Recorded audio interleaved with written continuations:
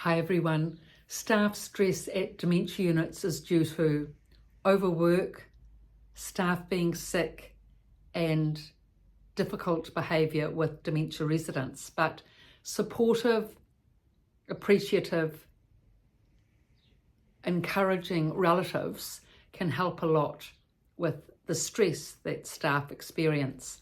So if, for example, you find that your mother regularly has finished her cares at 10 o'clock, then you can come at 10 o'clock into the room when the carer is finishing with the cares, and that is an ideal time to sort out solutions to, the regular problems that always happen at a dementia unit. For example, woollens getting matted at the laundry, or lost shoes or lost hearing aids, or whatever it is that you have to sort out that day. After cares is an ideal time to be able to do that. And often what happens is that new relatives who come in with their, who support their family member that's come into a facility are unaware of the numerous amount of things that need to be cared for, taken into account and solved at dementia facilities. So for example, if you've come to your mother's room 10 a.m. in the morning, she's finished her cares, her daily carer, say Anna, has finished her cares, and you ask Anna, look, where is my mother's red Angora jumper? Have you seen it? The one with the zip? Because, that's a favourite jumper, and it goes with her checked black and red slacks. She's always worn that outfit. And you notice that, crestfallen Anna says, oh, I'm sorry to say that got sent to the laundry, that red Angora jumper, and it got, and she shows you the jumper, a matted mess. It's gone through the industrial washing machines and dryers, which Angora jumpers are not made for. They need to be hand washed by relatives, which you didn't know about.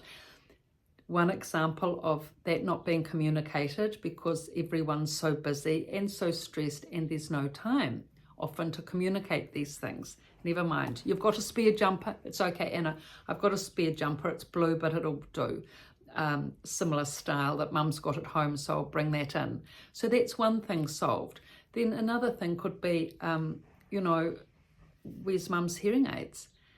And then it's explained to you that Anna says, well, actually the hearing aids are kept in the nurse's station, at the back of the nurse's station overnight, for safety, because they so easily get lost, and being so expensive. It's glasses and hearing aids are always kept at the back of the nurse's station with the night staff.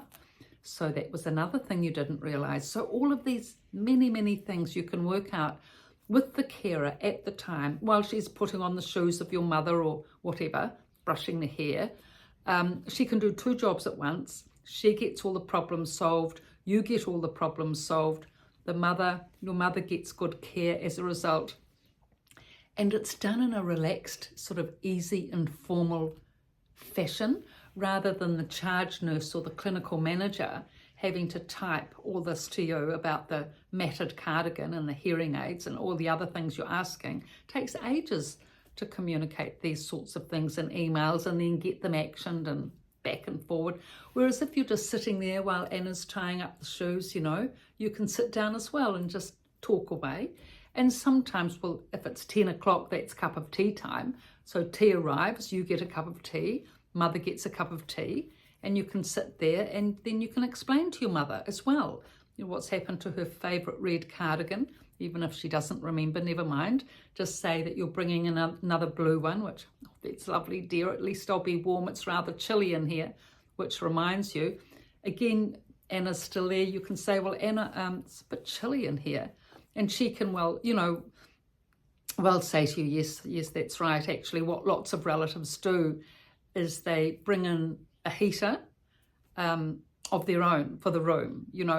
It's good if it's on wheels, and then we can wheel it about if things get a bit cramped, and light, so it's not too heavy.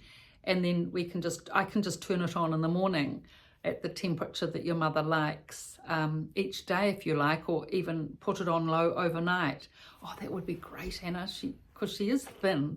you know, but she doesn't like wearing bulky cardigans, and she's always used a heater at home overnight. So do you want me to write a notice of the heating arrangements and put it on the wall or something? And Anna says, oh yeah, that'll be great actually. What heat you want, hours you want us to put it on, and then it's there for us to do that. It's a massive help. I mean, the electricity, the place pays for, so that's not a problem. But if you hadn't been told that as well, you weren't quite aware of that. So there's many other ways, to help. But generally coming just after the cares, if you can, to talk to the carer, perfect time. Even in the weekend, may not be the regular carer, or Anna, because if she works Monday to Friday, but still there'll be another carer who knows about things and will have talked to Anna. She will have read the notes, so you can go through the same process with her.